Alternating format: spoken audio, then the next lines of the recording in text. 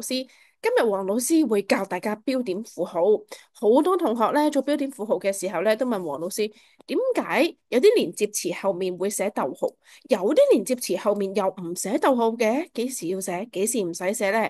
其實分辨方法好簡單嘅啫，睇睇呢兩個例子，大家就明啦。睇下第一句先，中文科長本來只有一個，後來逗號，老師再委任多一位同學擔任副科長。睇多句咯喎，陳小明本來係中文科長，後來咧被老師革職啦。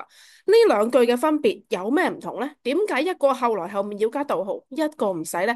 原來就係睇下嗰個連接詞後面有冇一個主語啦。嗱，呢一句入面呢，老師係一個新嘅主角、新嘅主語嚟㗎，所以我哋就要喺後來後面加個逗號。下面呢一句咧，你發現後來後面咧係冇一個新嘅主角，冇一個新嘅主語啊，所以佢咪唔使寫逗號咯。嗱，再睇多個例子，於是一樣都係咁樣分嘅。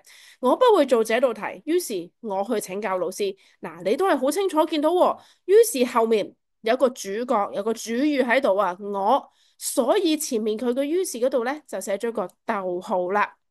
睇多次呢一題，我不會做這題，於是去請教老師。呢一度於是後面冇主語，所以我哋唔會加上逗號嘅。明唔明白分別喺邊度？分別就係睇下嗰個連接詞後面有冇寫一次嗰個主語。如果有嘅話咧，就請你要喺前面寫個逗號，就係咁簡單啦。